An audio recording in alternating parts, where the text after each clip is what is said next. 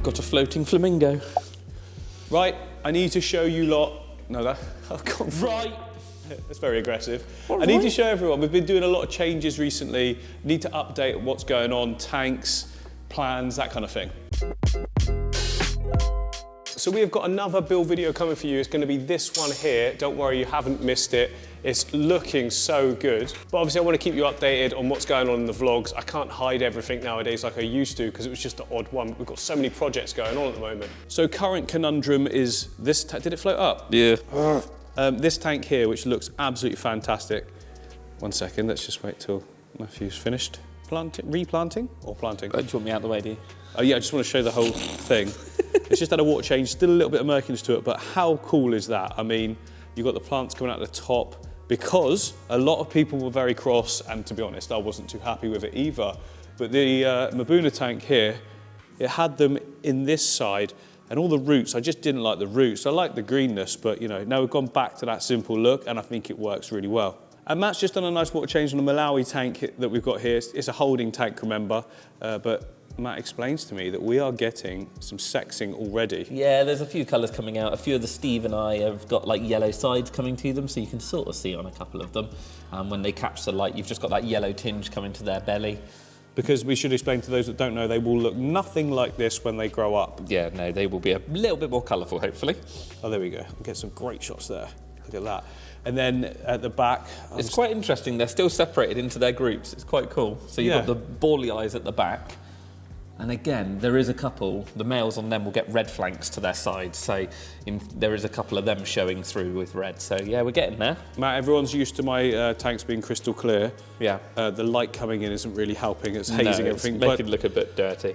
But this is purely because we're feeding a lot, we're changing water a lot.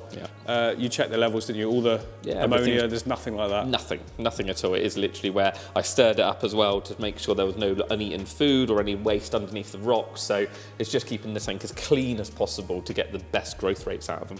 And the catfish. Oh yeah, they're looking so cool. Look at that. And they'll routinely just do a few laps of the tank and then just go back to their little spots again. Is he coming out? Is he coming out? Yeah, he's coming out. Buzzing about. Oh, no, I'm not. The saltwater tank is running. Fell over. I nearly fell over on something then. There's nothing on the floor. Feels like, I don't know. The saltwater tank is up, it's running, it's clearing. We're at the point in the video where we're going to release that as well. Nothing massively exciting for those people that are like used to salt water, but it's more of a beginner's guide, isn't it? Yeah, it's a starting point. It's just a rock and some sand at the moment. So, But the next step is the thing where it gets interesting. We're going to try and make it into our own sort of ideas. We both like that sort of real natural rock pool look, kind of like roughy looking. Yeah, a few algae, a few, shells scattered around. Yeah, makes it interesting, I find. You don't know what's going to pop out next. And it's not going to be a, alien spaceship look. It's not what we're going for at all, is it? We're not going for all those colourful corals. We want some browns and maybe some greens, and that'll be the odd lovely. pop, but not to the point where it's glowing. Because, no. I'm more about the life, the little small crustaceans. Yeah. Anything small we can get, I'm really looking forward to that. Exactly. We decided not to do both at the same time. This can be like a completely different one at another time. I'm thinking just all macroalgae maybe. Yeah. Completely different look. Maybe we use Sirius stone and stuff like that instead. We could try something a little bit different. Because then they are completely different, aren't they? Absolutely. Why not? Yeah. And many of you might have seen this tank recently in some of the backgrounds of my videos. It's nearly done. It's been 20-something days. This was all planted with tiny little plants I wanted to do from the start to the finish. Added a little bit of CO2 in there as well, just to get the ball rolling a bit faster, because I'm massively impatient.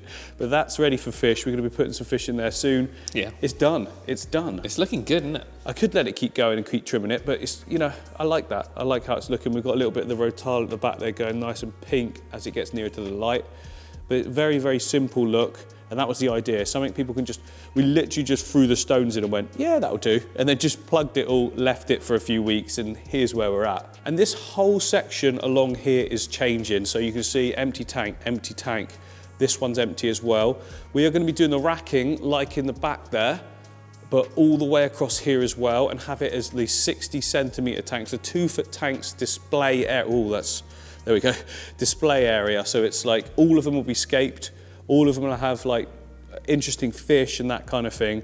I want to make use of this space a little bit better than it is right now. For a start, tanks down this low never get looked at, touched or enjoyed, so that'll be brought right up. There will be some tanks on the floor, but more like storagey tanks for maybe fish, maybe plants, bit of hardscape, whatever we need. Plus then we'll get the space on top of the tanks as well for even more storage, because you can never have enough storage. We do sort of run out every now and again, don't we, of stuff, like places to put things. As soon as we're like, oh, that's cool, we've got storage. Oh, it's full. Yeah. Every time.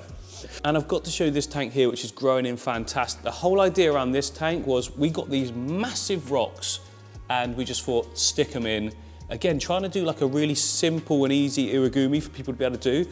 Massive rocks, bit of nutri-base, aqua soil, quite a bit of aqua soil actually, because just to build the height, and then just pearlweed. Pearlweed for the win. It grows so easy. It's called a weed for a reason, and as long as you keep up with the trimming regularly, it tries to grow across and not up. And then you can replant any that do grow up and keep going down. We're already at a good stage now where we've got Amano shrimp doing a lot of cleaning in there. We've got Otocinclus.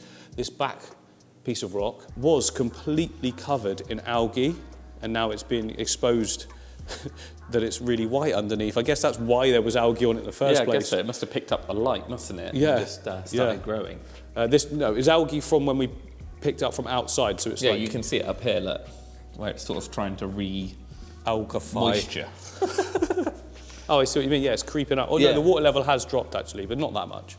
But yeah, so this is coming along really well. Again, a little bit of CO2 in there, just to help it move along. Those pearl weeds are growing funny. Oh yeah, sorry. When we broke down one of the pearl weeds. It was going to be just pearl weeds. I might take them out. It's just that they'll grow there. Won't I they? didn't want to throw them away. No. It's the Taiwan, is it? Yeah, it's the like lily, but not a lily. Non-lily lily, but Yeah, it I looks can't like one. remember Yeah, what they're called. Nerfer? I've dotted, yeah, something like that. I've dotted one there. I've dotted one there. We've got one over here and a couple in the background area as well. I just wanted to grow them out, and if they can come, if they look good, they can stay. If they don't, I just thought, you know, we can place them in another tank. I just didn't want to throw them away, you know. It's wasteful. And also, I don't get them often, and I forget them. Yes. And to get them sort of going can take a little bit of time. So if I can get them going now. Nymphoids. That's it, yeah. That's what it is. Nymphoides Taiwan or something. It, yeah. Yeah, but look at this contrast. So quite recently, I've been getting a few people commenting saying, all of your tanks look the same, MD. I don't know where they're coming from, because apart from the fact that it's wood or rock and water and fish, like look at that versus that, and then versus that. I mean, there's 4 there, absolutely completely different. Do you think it's the YouTube algorithm giving people what they interact with? So if they interact with a fully planted tank, YouTube only gives them your fully planted tanks. Yeah, because I'm guessing everyone that comments hasn't seen everything. Yeah, but like I wonder if that's it. Malawi people only get your Malawi content to an extent. They obviously, but that might be just what they click on. They might just be clicking on the same tanks because it's what they like. That could be true, but also you can't please everyone. Can you? No. As we've learned over the years. Well, that's the wonderful thing with fish keeping. You do you. You know, if you enjoy one tank, then that's cool. But if you don't enjoy the next one, we'll wait for the next build. It'll be fine. And that's basically what I do when I'm setting up a tank. I just do what I want to do. Back along, I'd say a couple of years ago, I started to do some things that I didn't really want to do, but I thought they would do well, you know, in terms of algorithm, stuff like that. And then I thought, you know what, I don't even enjoy this. I'm never doing that again. So now, whenever you see a build, it's because that's what I fancy doing at that moment. If it turns out good, fantastic. If I don't like what I did, a few weeks later, I'll break it down. Why not? I mean, the best part of the hobby for me is the creating and doing new things anyway. Like for instance, this rainbow fish tank here is probably one that I've had set up for the longest, and that's because I enjoy it so much. So because I'm still enjoying it, I still keep it. I don't just break it down. I love the fish. I also love the natural style of it all. I love this monstrosity just growing at the top.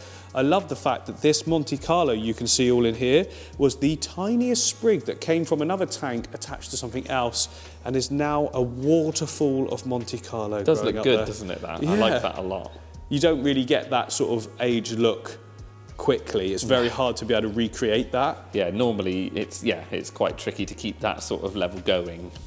And I've just left it. I've never even trimmed it. But I like how tight it stays, you know? It's like moss that you don't have to trim. I think the Boost would like you to trim it soon. I think the Boost is getting a little bit like, smothered. My word, what's going on? Saying that was further back. It's growing out from it. It's It's battling. Yes. It's doing well though. It's keeping itself in the light. And the AQUARIAN tank seems to have fully gone through its murky stage and it is crystal clear now. Fish are loving it. The ick has not come back at all. We're all good. The AQUARIAN in a previous video was spawning. They've not done it again, although these two here are very sort of colourful at the moment. They all seem to be getting along well. They have the odd little nibble or sort of territorial dispute, but overall seem to be doing good. I'm really liking how well the Echinodorus has come along as well. Look, even more leaves now just spurting out of every single one of them, and they are literally in that much substrate. So I always thought you need tons and tons of nutrients for Echinodorus, but it turns out you don't. I mean, we have got a sprinkle of NutriBase underneath, so there is nutrients, but it's not a lot, is it? No. I guess maybe is there minerals in Dragonstone, do you think? Well, it's clay, isn't it? So I suppose there would be the clay that like leaches out of it would be fairly nutrient rich. That's what they put pond water lilies in. Oh yeah, they do, don't they? They use clay soil for that, so maybe. It could be sort of getting dustings of it gets into the sand and then works its way down like its own sort of nutrients. I mean, I do dose the tank as well, to be fair. These swords are going crazy back there. They weren't like that when I put them in, for sure. No, they're looking good. Cool, and then the top plants, we've added some more Monstera because we had some left over, but these are just really, really growing well, aren't they? The Pothos. Look at that. That's all new, by the way. Looking so good. This is going to be another jungle in no time, but yeah, might have to train it up over the wall. Yeah, no, I don't mind that. Yeah, how do you do that? Staple it? Yeah, well, you just get something to fix it. Those little sticky fixers normally work quite well. Sticky fixers? Like the 3M sticky fix things with the tie around them. Oh yeah, yeah. So you just loop it onto the wall and then you can just run it along. Yeah, that could work. Yeah. Cool, and it's non-damaging, so the landlord will be happy. Now, a lot of old school viewers to the channel will know that I never ever, or very, very rarely should I say, used CO2 in any of my systems. It wasn't that I don't like CO2 or anything, it's just that I didn't like the idea of having that bottle, when it runs out, I've got to go somewhere and get it filled up. Now the reason I'm using these CO2 systems now on 2 of the tanks at the moment, you know, the little one and this one, is because I can refill it whenever I want. Now this is not a sponsored video or anything like that at all, I just want to tell you guys about what I'm using at the end of the day. Now I'm using the Colombo reactor system, so basically you get this really nice looking thing. It comes with a solenoid, it's got a pressure gauge on it and everything like that. It comes with your bubble counter, all of the tubing, and it comes with the diffuser as well, which looks really nice and works brilliantly. So you get that all-in-one kit, which makes it way less intimidating for someone who doesn't know what the hell they're doing like me. It's just all comes together, and you get these as well. Now this is the stuff that makes the CO2 work. So you get 2 packets that come with it, A and B. You snip A, pour it into the canister, snip B, pour it in the canister, put in 300 ml of water, and you've got CO2. And you know, that lasts like a month, pretty much with me turning it up quite a bit as well. On bigger tanks, you have to turn it up more, obviously, so it uses more, but you know, you can get that box for a low cost, and that can last me for 3 months per tank. That's I love that, I absolutely love that. I don't want to take canisters anywhere. I don't even know where I would take them. But yeah, that's what's made me be more open to using the CO2 on certain tanks. Ones that I want to get that really sort of fast growth, the real sort of high-end finish to the plants as well, because they do grow differently. You can get a way more compact look to your plants because you can smash the lighting right up. Because the CO2's there, the plants are growing faster than the algae can sort of grow, in most cases that is anyway. If you set it up right, and we seem to have all of these, you get barely any algae growth. You will get a diatom phase. When that diatom phase starts, that's when your algae eaters go in. So Amano shrimp, Otocinclus, certain tanks you can put some bristlenose like that as well. But yeah, I just absolutely love it. I just thought I'd share that with you. I have shared it before, but yeah, good shout out to Colombo. A great product that they're giving for everyone to better use, making it more accessible. That's what it's all about. What I don't like about aquascaping and how it's called like that, it sounds so elitist, and quite a few people like to make it be elitist, if I'm honest, which I think is the complete wrong way to go about it. It's accessible to everyone. I'm not saying jump straight in with a high-tech tank, of course, build up, you know, build your levels and eventually get there, but everyone can do it. But that said, you really don't have to. This whole thing was grown without any CO2 at all. I mean, look at that growth. High nutrient system, decent lighting, but not so overpowered that it's going to cause algae. Monitoring it, you know, seeing when to sort of cut back timings or on the light for duration, that kind of thing. And yeah, eventually you get this beautiful balance and everything just works. And remember, if you want a carpet, pearlweed is the way to go. Yes, I'm using CO2 on this one just to get it boosted along, but I have grown it massively before, full carpet, the whole tank with 0 CO2. It just takes longer, and the good thing about pearlweed is because it's a small leaf plant, it still looks fantastic without CO2 because it grows so compact and tight together. It kind of knits itself together if you just trim off the top all the time. Oh, quick Archer update. They are doing fantastic. They are putting on some good size now as well. Look at that beast. He's amazing, right? And the pinnator feeder in this tank has taken off. I keep cutting it back and replanting it, and it just grows and grows and grows. It's starting to get the nice sort of pinky hues to the leaves as well, which looks really good as a little bit different to just all green in the tank. Looks very wild. Matt's just feeding the archerfish tank. Now we added in the ornate perch, isn't it? That's it. Yeah, ornate perch into this tank because we broke down a section. Yeah, their tank was looking awful, and we added them in here because we knew they would do well, and we'd just seen them for the first time. There we go, look, right in the middle. Oh, he's gone. He's behind, there's one. There we go, he's yeah, there's out. One lower down as well, look. Watch when they come out, look at the colouring. So they can change colour so fast. Hang on. There's down there. Yeah. Here we go, look. So look how cool this is. They're kind of grey there, look. When he comes out in the open, his colour changes. Look at that, so fast. Their colour can just flash that red in. It looks so good in here. Whoa, there we go, got a great shot. Yeah, there's another one up in the plant in the dark now. There's another one in the plants here, but this one is extra colourful, isn't it, Matt? I think this was the proper colour. If he wants to come out, come on. Come out in the open, but look at those colours. They seem to be really, really comfortable in here, and it's probably due to the fact that there's so many different sort of hiding spaces and that, isn't it? Yeah, so many plants. Yeah, I'm seeing loads of movement over in this plant now. There's 2 or 3 that are lurking in amongst the hygrophila. We lost one of them, so we've still got 5. One of them just never put on size, and it was like a dominance thing, don't you think, Matt? Yeah, I think so. It might have just been, it could have been anything really. It could have been an intestinal problem, anything. So, but sometimes you get it. But these 5 are doing really well. Yeah, here you go. Look, there's 2 on this side now. Don't know where they just come from. And the archer's still doing well. They will eat the flake food now as well. So we've got flake and bloodworms that they eat. So we've been doing both just to keep that size on them. They really are, they're doing a lot better, aren't they, Matt? They're getting real good thickness to them now. Seem to be a lot more accepting of anything we give them. So it's now been 15 days since we first set up the tank, and it looks absolutely brilliant. I mean, you can't complain with that in 15 days growth, can you? I've not touched it since the last clip either. I just let it growing out. A lot of the stems are getting way too long. They need to be trimmed right back. But what I'll do is I'll take any of the trimmings and plug any little bits that are still missing some, like in the foreground there, a little bit there. It will do it on its own if given more time, but I really want to get some fish in. I'm trying to clean filters here, and I can't run the tap while you're filming, can I? Oh, sorry. Yeah, it's going to look good for fishing, eh? It will do. What are we thinking? I can't even remember what we're thinking. It's the swordtails and the black mollies. Oh yeah, of course it is. Because the swordtails, they're going to pop like crazy. Well, the black won't on the mollies, but they'll look really cool. They'll look good against that green. Exactly. It's a simple scape, so I think the fish will really stand out. Yeah, sorry, I completely forgot what was going on there.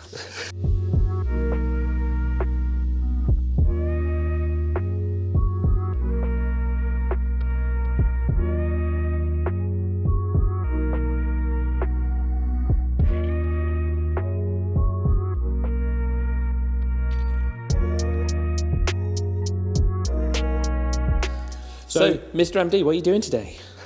That was weird. Just done a massive trim up on this tank, just trying to get that growth going horizontal, keeping it all low, and as a result, you get all of this mess. Yeah, look at that.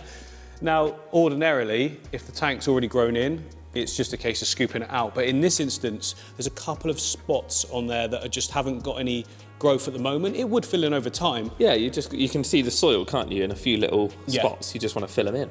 And it makes sense just to, take out some. But the annoying thing is you just got to take like one piece at a time, find another one that's not too short, It's quite painstaking. Yeah. Is that the quite right word? painful. I don't know about painstaking, but Painstaking. painstaking. I can't even say it now. Anyway. Yeah, so I'm just gonna keep doing this until they're all filled in, like just a few together like that, clumped, grip it, go in. A little nodule in there. Nodule? No, don't know what I'm saying. Gap. Gap, that's it. And then I'm just gonna keep doing that till it's filled in. And it's gonna take a while, but I think it'll be worth it. Yeah. Like I say, next trim up, mow it down. And then net it out and get Net a it shot out, of it. yeah. But for this one, just want it all filled in, nice and quick. Keep filling it in. It's worth the effort. Yeah. And if some of you guys are wondering, where on earth is the build video for this tank? It's coming, I just want to do it all as one big thing. It's a really good video. I want to put the fish in next as well. But yeah, that won't be long. It's really cool. I mean, you've kind of seen it now, but the whole point of this was to build a really easy scape to get a carpeting plant, like a proper iwagumi, but something that everyone else can do as well. And it looks like we're achieving that. Right, that's done. It is looking good. It'll grow back again, all the top little bits I've trimmed off. It'll grow back even more vibrant green. It's gonna look awesome. But over here, not Matthew. Not me. I'm not that exciting. Look at the sunlight. Oh, hang on. Sorry, it was just shining off the rainbow tank into my eyes. Look at the sunlight hitting the reef tank. Well, it's not a reef tank, it's a rock tank. Yeah. But yeah, it's not even real rock. It's almost clear. It's not quite there, but it's nearly there now. I've actually got some, God, that is very, very bright.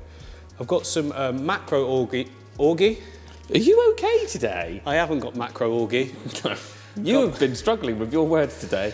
Yeah, I'm trying to get the information out fast. But yeah, I've got some macro algae on its way. It's being delivered today, apparently. So looking forward to getting that in there and growing and cultivating so I can then use it in other scapes as well. We're kind of thinking that these aren't staying here. We're very shortly putting a whole new section in here. These tanks are going all the way over here in this area because it's not really being used. The tanks have just been sat.